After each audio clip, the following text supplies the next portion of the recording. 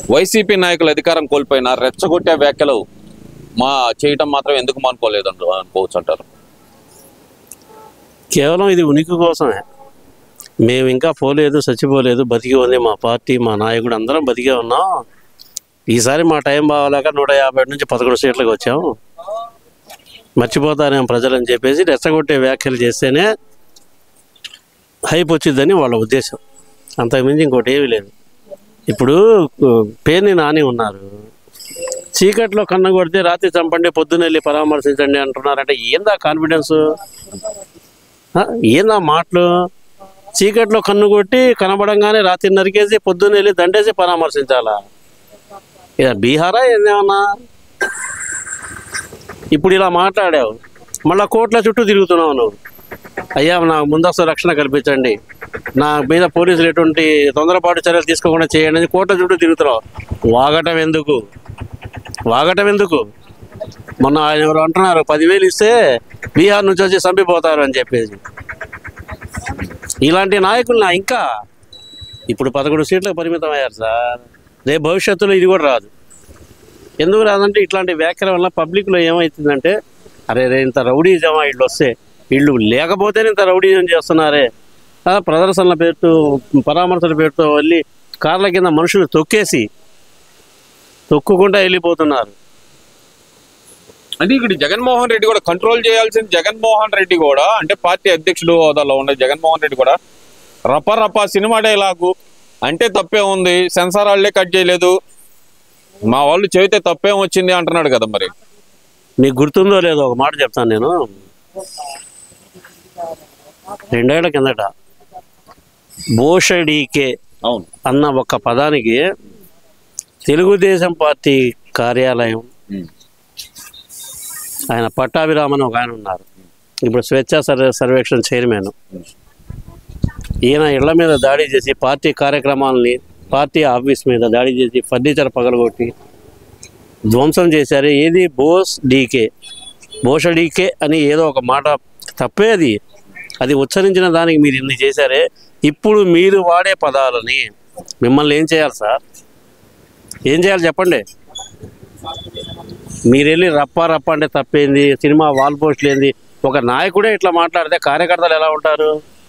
వాళ్ళు అలాగే ఉంటారు, వాళ్ళలో ఏ మార్పు రాదు.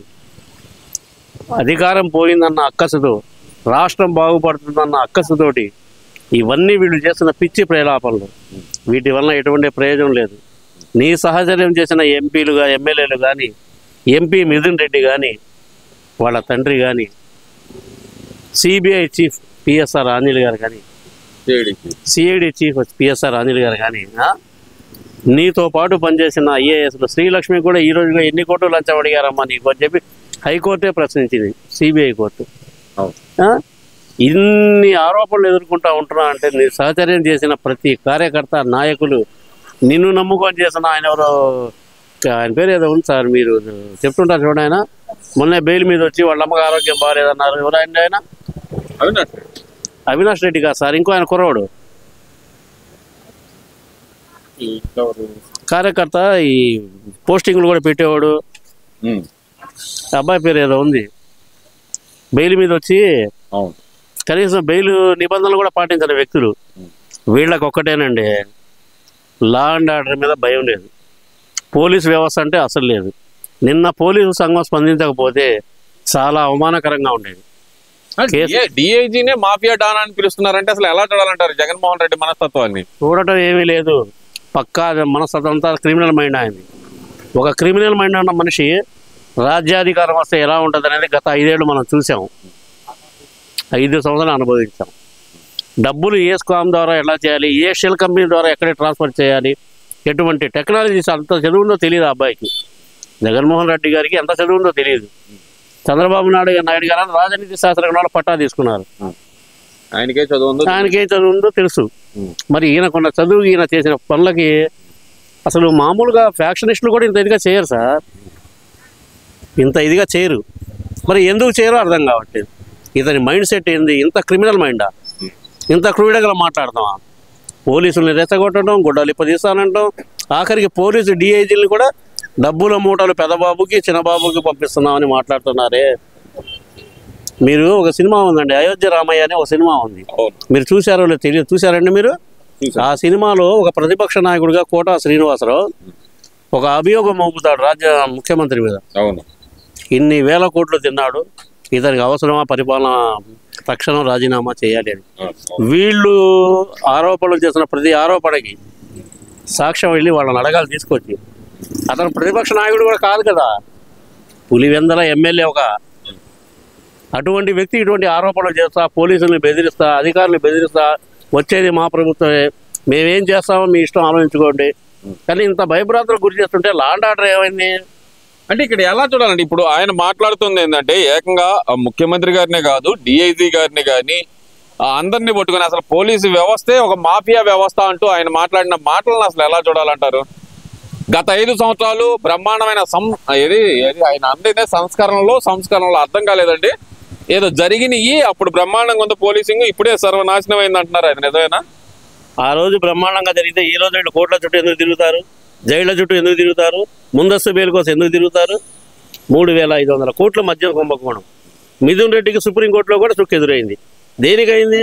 అక్కడ ప్రూఫ్స్ పెట్టారు, వాళ్ళు సాక్ష్యాలతో సహా దొరికారు సార్. ఇంకా ఉపేక్షిస్తే ఈ రాష్ట్రం మీద బురద జల్లటం కాదు కదా, బురద ఎత్తి మీద వేస్తారు. కనీసం ఇప్పటికైనా ప్రభుత్వం స్పందించి వీళ్ళు చేసే ఆరోపణలకు ఏదైనా సరే సార్, వీళ్ళు చేసే ఆరోపణలు ఏదైనా సరే ఆరోపణలు చేసే ముందు 1కి 4 సార్లు ఆలోచించాలి అనే పరిస్థితి తీసుకురావాలి రాష్ట్రంలో. లేకపోతే నోటికి వచ్చినట్టుగా ప్రతి కార్యకర్త మాట్లాడతారు. ఇక్కడ ప్రధానంగా చూస్తానికి రెచ్చగొట్టే వ్యాఖ్యానాలు ఎందుకని మానుకోలేకపోతున్నారు, వీళ్ళు మాట తీరు ఎందుకని మార్చుకోలేకపోతున్నారు అనుకోవాలంటారు. అలా అని పైనుంచి ఆదేశం ఉంటే కింద ఎమ్మెల్యేలు ఏం చేస్తారు, ఎంపీలు ఏం చేస్తారు, మంత్రులు ఏం చేస్తారు? ఇతని హయాంలో పనిచేసిన ప్రతి మంత్రికి ప్రతి విషయంలో కుంభకోణం ఉంది. కాకాని గోవర్ధన్ రెడ్డికి లేదా, పేర్ని నానికి లేదా, ఎంతమందికి ఉంది? మీరు గత ప్రభుత్వంలో చేసి మంత్రులుగా పనిచేసిన శాఖలు మొత్తం వెరిఫై చేయండి. ప్రతి శాఖలో వెళ్తా వీళ్ళు ఎంత అప్పు పెట్టారనేది ఒక వైట్ పేపర్ రిలీజ్ చేయమనండి. ఎవడన్నా నోరెత్తుతాడా?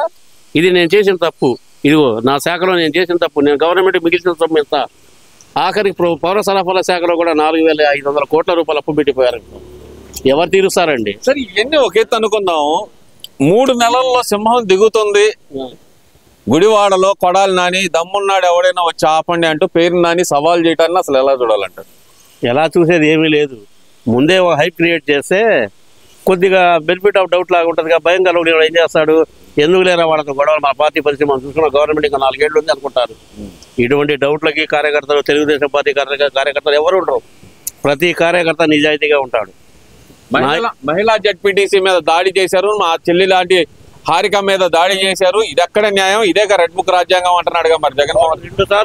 2 సార్లు పోలీసులు హెచ్చరించిన ఒక సందు నుంచి వెళ్ళి మళ్ళీ ఆ సందు మళ్ళీ వచ్చారు.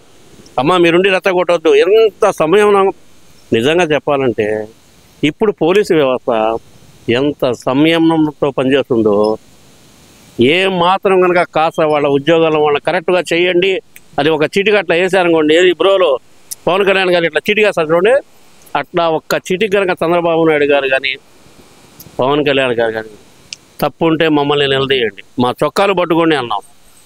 వాళ్ళు తప్పు చేసిన సాధారణ క్రిమినల్ ఎటువంటి ట్రీట్మెంట్ ఉందో అది ఇవ్వండి. ఎవరైనా మాట్లాడతాడా? ఎవరు మాట్లాడు. ఎందుకు మాట్లాడు? భయం. నేను మాట్లాడేదే తప్పు. గవర్నమెంట్ నేను నిందారోపణ చేస్తే నేను రుజువు చేయాలిగా. రుజువు చేయాలి అన్నప్పుడు ఏం చేయాలి? మూసుకొని కూర్చుంటాడు. ఇది జరిగేది, ఇదే జరుగుద్ది. ఒక్కసారి గవర్నమెంట్ చిటికేయండి, నోరెత్తుదారా ఒక్కొక్కడైనా కక్ష సాధింపు మాటలు అనేదే ఉండదు. ఎవడి పని వాడు చేసుకుంటాడు. తప్పు దొరికితే నిలదీస్తాడు. 3 ఏళ్లలో ప్రభుత్వం ఎగిరిపోతుంది, చంద్రబాబు ఎగిరిపోతాడు, మళ్ళీ నేను వస్తా, ఇది జగన్మోహన్ రెడ్డి చెప్తున్న మాట. మరి ఏడన్నా సుపారీ ఇచ్చారేమో సార్. అదేదో బొంబాయిలో ఒక వ్యక్తిని అసాసినేట్ చేయడం కోసం సుపారీ ఇస్తుంటారు. సుపారీ అంటే ఒక్కబడి కదా సార్, డబ్బులు ఇచ్చేసి ఏమైనా చేయడానికి ఏమైనా ప్లాన్ చేశారేమో. అంటే ముఖ్యమంత్రి గారి మీద ఏదో ప్లాన్ జరుగుతుందంటే కదా. ఇప్పుడు ఇట్లాంటి మాటలు వస్తున్నాయంటే నేను చేస్తేనే చెప్పగలిగేది, చేయండి చెప్పనుగా. మరి ఏమైనా ఉందేమో మరి చంద్రబాబు నాయుడు గారు కానీ పవన్ కళ్యాణ్ గారు కానీ గ్యారంటీగా ఉంది. జగన్మోహన్ రెడ్డి నాకే ప్రాణహాని ఉంది, నాకు రక్షణ ఇవ్వట్లేదు రాష్ట్ర ప్రభుత్వం అంటే. అలా రక్షణ ఇవ్వమని కాదు, అతనికి ఏంటంటే గత ప్రభుత్వంలో అనుభవించిన రాజరికం ఎమ్మెల్యేగా హోదాకి రాదు. ఇప్పుడు ఇంటి బడికి 10 కార్లు, Z+ కేటగిరీ 32 మంది, బ్లాక్ క్యాట్ కమాండోస్, ఈ హంగామా ఇదంతా ఎట్లా ఉందంటే అతనికి హంగు ఆర్భాటం కావాలి. ఒక సాదాసీదా ఇంట్లో ఉన్న వ్యక్తి కాస్త ఇడుగులపై ఎన్ని ఎకరాలు ఉంది, యలహంక ప్రాజెక్ట్ ప్యాలెస్ ఎన్ని గదులు, 360 గదులు. లోటస్ పాండ్, ఇక్కడ తాడేపల్లి ప్యాలెస్ 30 అడుగుల ఎత్తులో ఉంది, ఫెన్సింగ్. మరి ప్రాణహాని ఉందని ఎలా చెప్తున్నారు మరి ఆయన? ఒక మనిషి ఏంటంటే సార్ మానసిక ఆందోళన ఉంటుంది. ఆందోళనలో వచ్చిన మాటలే ఇవన్నీ. దీన్ని పబ్లిక్ తీసుకోవాల్సిన అవసరం లేదు. పబ్లిక్ తీసుకోవాల్సిందల్లా ఒక్కటే, చంద్రబాబు నాయుడు తప్పు చేశాడా, పవన్ కళ్యాణ్ తప్పు చేశారా, లోకేష్ బాబు తప్పు చేశారా, ఏ మూటలు వాళ్ళకి అందిని, ఎవిడెన్స్ ఏంటి? ఈరోజు మీరు చూస్తూనే ఉన్నారు కదా, సెల్ ఫోన్ జేబులో పెట్టుకుని కెమెరా ఆన్ చేసుకుంటే ఎదురు మొత్తం రికార్డ్ అవుతుంది. మీరు చేయండి. మీరు డబ్బులు మూటలు కట్టి షెల్ కంపెనీలో ట్రాన్స్ఫర్ చేయడంలో ఉన్న తెలివితేటలు వీళ్ళ తప్పులు ఎదగడంలో చేయండి, వాళ్ళు బాధ్యతగా పనిచేస్తారు. అంతేగాని ఇట్లా నిందారోపణలు చేయటం, 3 ఏళ్లలో వెళ్ళిపోతారు, రెడీ అయిపోయింది, గన్లో బుల్లెట్లు పెట్టడం లేటు, తప్పు మాటలు సార్ అవి.